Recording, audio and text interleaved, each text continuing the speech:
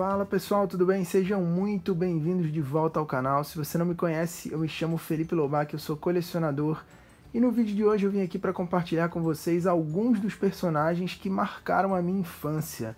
Se você nasceu nos anos 90, provavelmente você já reconheceu a maioria, se não todos, esses personagens que estão aparecendo aqui no vídeo.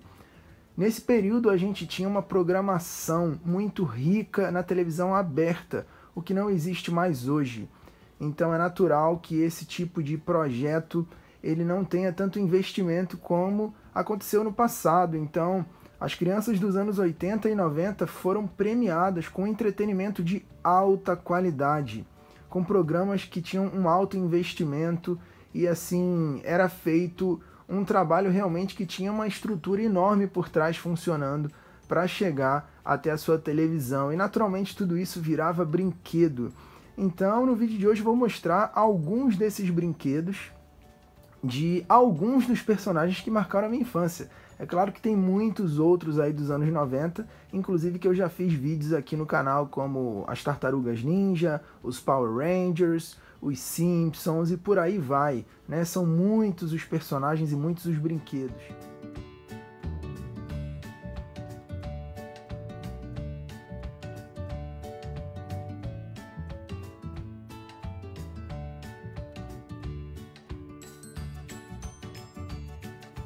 Mas o que a gente tem aqui, eu acho que representa muito bem, particularmente, a minha infância. Aqui começando desse lado, a gente tem o Kermit, ou Caco o Sapo. Aqui no Brasil ele ficou conhecido assim, mas depois foi obrigado a assumir o nome que é dado originalmente, porque foi uma exigência, no caso da Vila Sésamo, né, que é a Sesame Street, que é o programa original, e do Muppet Show. Tudo isso uma produção do Jim Henson, eu vou falar daqui a pouco melhor esses detalhes. O Elmo, que é sem dúvida o puppet, né, mais famoso do mundo, eu diria, porque faz parte do programa mais antigo ainda em atividade, desde 1969 até hoje, a Vila Sésamo continua em exibição, e o Elmo é o personagem principal, então a gente pode dizer aí com alguma segurança que ele é a marionete, né, o fantoche, mais famoso do mundo? Será que a gente pode dizer assim? Não sei se eu estou exagerando. Ali atrás a gente tem o B2, né? Quem não lembra aí de Bananas de Pijamas, esse programa australiano que fez muito sucesso aqui no Brasil e que naturalmente conquistou também a indústria dos brinquedos. E eu lembro quando eu ganhei de presente, vou falar melhor sobre isso. Aqui no meio a gente tem dois caras aqui que são assim especiais demais, né? Ali atrás a gente tem o Baby Sinclair, da família Dinossauro, que foi um dos programas mais inovadores da televisão. Eu digo isso sem nenhum exagero. A família Dinossauro fez um enorme sucesso no Brasil e no mundo. Foi um programa norte-americano também da Jim Henson, a produtora dele, né? Ele não chegou a ver o programa sendo transmitido, mas ele fez parte do desenvolvimento, né, de toda a ideia por trás desse projeto absolutamente fantástico, inovador que foi a família Dinossauro. E eu vou mostrar todos eles individualmente, tá? Todos os detalhes, eu estou fazendo essa introdução aqui.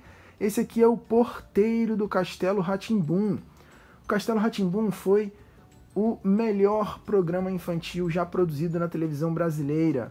Recebeu diversos prêmios e era um universo fantástico, repleto de cultura, de educação, de fantasia, de musical, realmente um programa completo. Foi o melhor programa infantil já produzido, como eu falei, pela televisão brasileira até hoje, não foi superado, sequer igualado.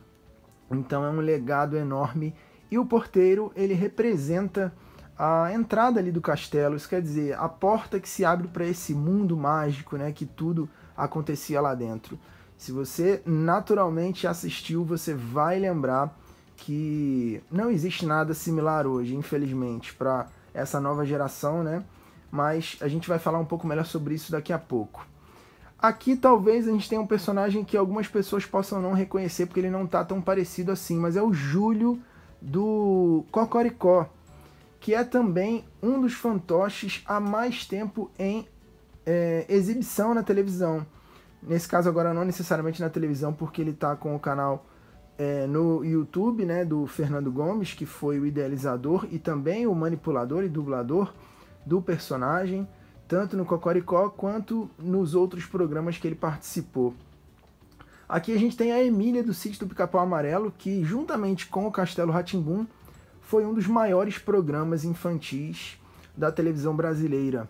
Talvez não com o mesmo valor de investimento, com a mesma estrutura, mas certamente no imaginário popular e na riqueza, né, da fantasia ali, dos contos, enaltecendo a cultura e o folclore brasileiro. E a Emília, sem dúvida, é uma personagem que marcou demais a minha infância, especialmente a interpretação da Isabelle Drummond, né, que foi a Emília assim, mais brilhante, na minha opinião. Realmente assim, uma atuação incrível dela. E aqui no canto a gente tem o Melocoton, que foi ali um fantoche, né, que interagia com a Eliana e depois com a Jaqueline Petkovic no Bom Dia e Companhia, que também foi um outro programa assim que marcou a infância de muita gente. Então assim, a programação infantil era maravilhosa nos anos 90, não tem como reclamar disso, você tinha atração para todos os gostos. E aqui eu reuni essa turma e agora eu vou mostrar individualmente cada um deles.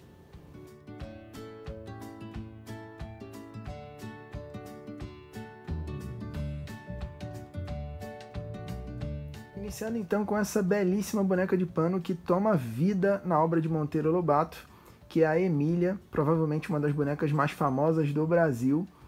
E eu assisti particularmente a adaptação para televisão de 2001. Existem versões anteriores, clássicas e tudo mais. Eu tenho uma memória afetiva com essa, porque foi essa que eu assisti, mas mesmo comparando com vídeos que eu assisti no YouTube, eu prefiro essa versão de 2001, especialmente pela atuação brilhante da Isabelle Drummond, que deu vida à boneca Emília e ressaltou ainda mais esse temperamento marcante da boneca, que tem um humor ácido, que é muito espontânea, muito inteligente, e realmente foi uma personagem assim que me cativou durante a minha infância e fez com que eu desenvolvesse uma admiração assim enorme por essa atriz que é espetacular, que é a Isabelle Drummond. E tá aqui essa bonequinha de pano linda. Eu fiz algumas customizações nela, mas ela veio de uma maneira diferente. Eu coloquei esses olhos aqui, os cílios, destaquei aqui algumas outras sardas e tudo mais. Fiz uma customização, coloquei a sobrancelha nela e eu achei que representa muito bem a personagem do Sítio do Pica-Pau Amarelo.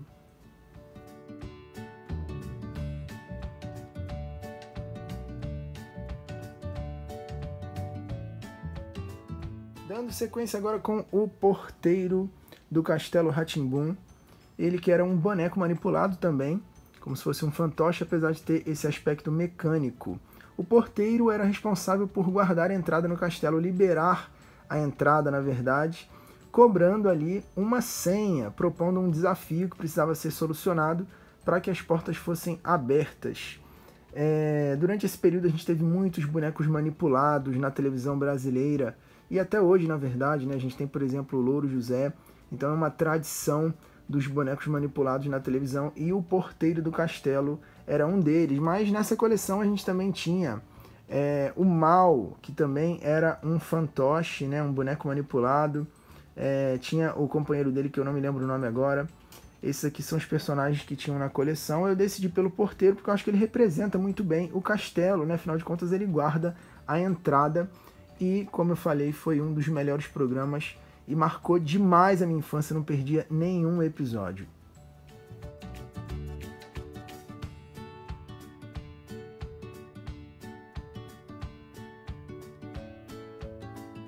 Esse carinha simpático aqui é o Júlio do Cocoricó, mas ele não é só o Júlio do Cocoricó, ele já tinha aparecido antes em outra programação da TV Cultura, onde ele procurava pelo ursinho de pelúcia de leão dele dentro de uma máquina de lavar e descobria um portal para um mundo muito estranho, mas ele ressurge em Cocoricó por uma decisão orçamentária da TV Cultura, que planejava inicialmente levar os personagens de Castelo Rá-Tim-Bum para uma aventura na fazenda, mas não era possível fazer isso, então a decisão de baixo orçamento era produzir um programa rural com marionetes, com bonecos manipulados. Foi assim que surge o Cocoricó em 1996, um programa extraordinário de educação infantil, falando sobre animais, falando sobre a vida no campo, e outras coisas, né, que o programa trazia ali como musicais.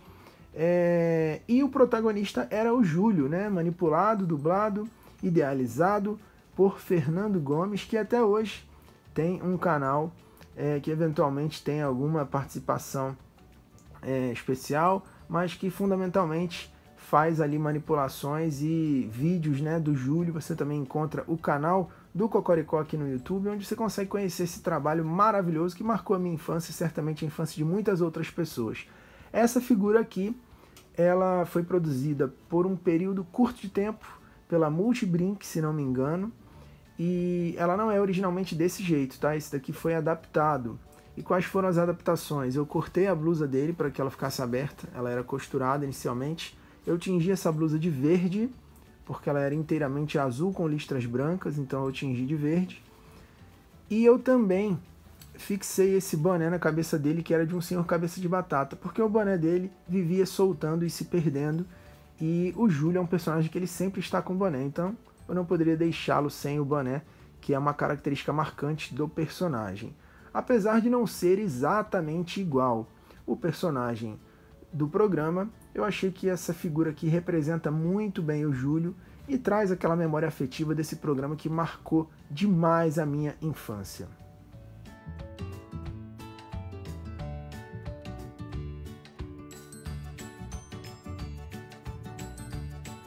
Esse daqui é o B2 das Bananas de Pijamas. O programa de 1994 ele foi produzido originalmente na Austrália, mas ele fez muito sucesso aqui no Brasil.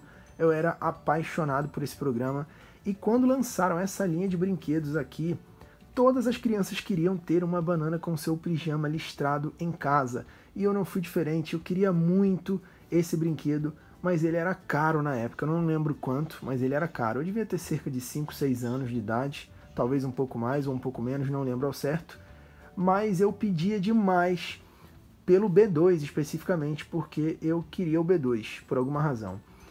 E eu lembro que em um determinado Natal, tinha aquela caixa debaixo da árvore, bem grande, e eu abri aquela caixa com diversos pedacinhos de espuma dentro, e lá estava o B2. Eu fiquei extremamente feliz, mas infelizmente ao longo dos anos eu acabei perdendo, não sei se ele foi doado, não sei o que aconteceu.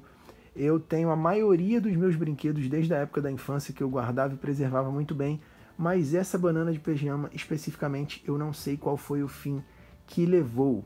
Então, essa daqui é uma versão atual, que tem aqui o seu lançamento nacional mesmo, né? Essa empresa aqui, Long Jump, é uma empresa brasileira, mas ela tem aqui a licença para produzir oficialmente os produtos. Então, você consegue adquirir com facilidade aí e matar essa vontade se você foi uma criança frustrada ou mesmo se você perdeu e quer só matar a saudade dessa nostalgia desse programa que foi tão marcante nas nossas infâncias nos anos 90.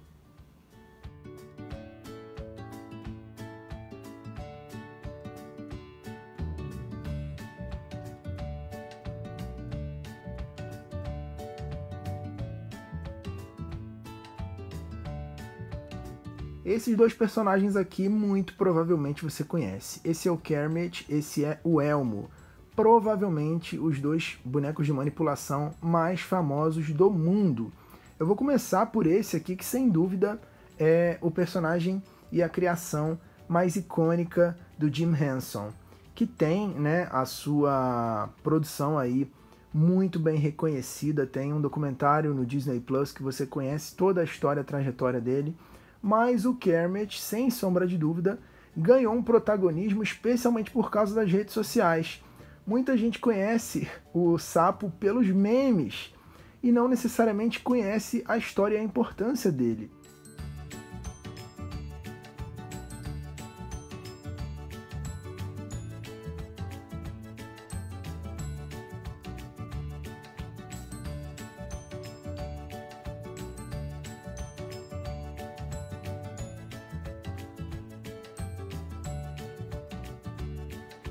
Ele é definitivamente a criação mais revolucionária do Jim Henson, né? E a mais reconhecida também. Ele tem participações na Vila Sésamo que é de 1969, mas ele tem o seu protagonismo no The Muppet Show, que é de 1976.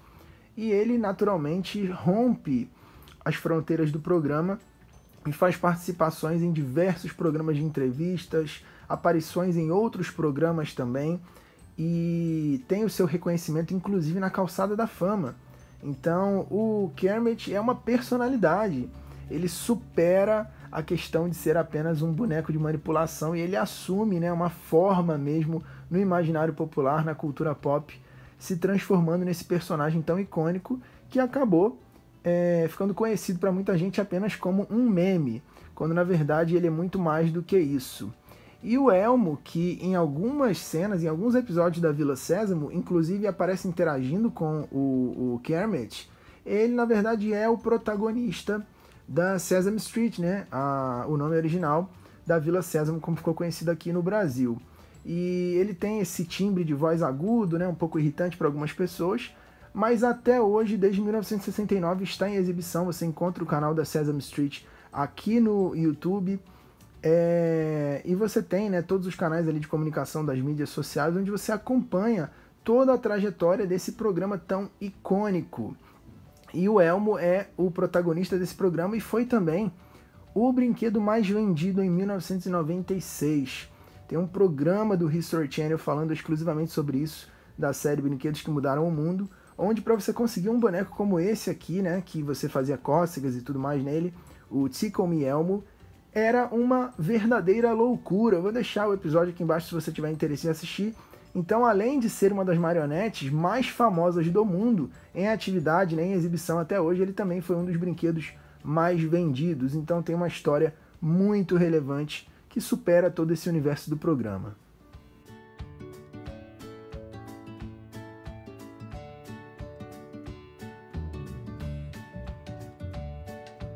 A família Dinossauros, como ficou conhecido aqui no Brasil, foi sem sombra de dúvida um dos programas de entretenimento mais inovadores na história da televisão internacional.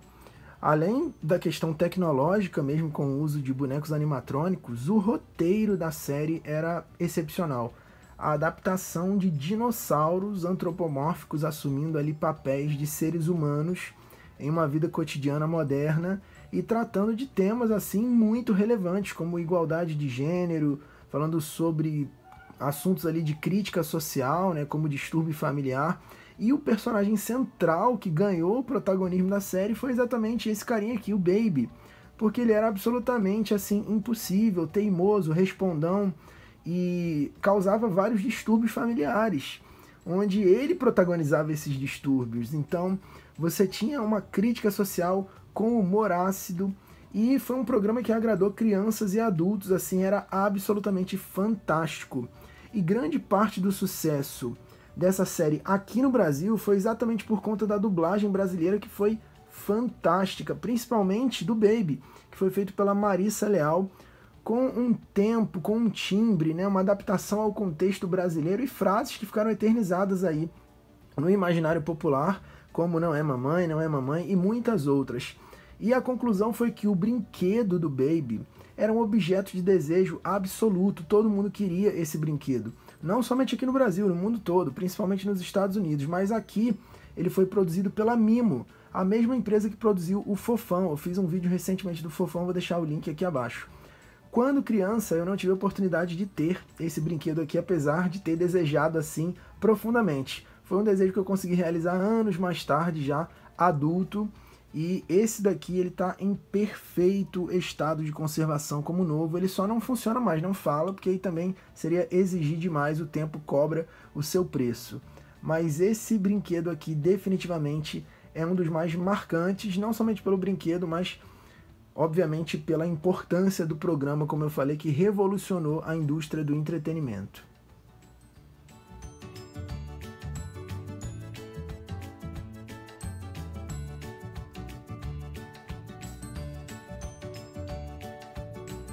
Concluindo agora com Melocoton, esse carinha aqui que também foi um clássico dos anos 90. Ele apareceu em 1994 como um alívio cômico para interagir com a Eliana no Bom Dia e Companhia, posteriormente com a Jaqueline Petkovic. Trouxe um dinamismo para o programa com o bom humor e com as tiradas dele. e acabou, é claro, virando um brinquedo que vendeu muito. Ele foi produzido pela Grow, ainda dá para ver a etiqueta bem fraquinha aqui atrás, quase apagada. Ele tinha, né, esse dispositivo aqui que você pressionava, ele dava risadas e falava, mas não funciona mais devido ao tempo. E você vê aqui uma clara inspiração na identidade visual aqui, por exemplo, do Elmo, né? Poderia facilmente ser um personagem da Vila Sésamo ou The Muppet Show, enfim. E ele é mais um desses fantoches aí que ficou na iconografia da televisão brasileira, que tem uma tradição muito forte de fantoches, de bonecos manipulados. A gente tem aí, por exemplo, o Louro José até hoje. No caso não é mais o Louro José, agora é Louro Mané, porque o Tom Veiga faleceu, mas a proposta segue a mesma. A gente teve aí o Xaropinho, enfim. Existe uma tradição muito grande de bonecos manipulados na televisão brasileira, e o Meloqueton, sem dúvida, é um desses personagens marcantes aí, e também um brinquedo que ficou marcado na memória, na infância de muita gente, principalmente quem era dos anos 90 como eu.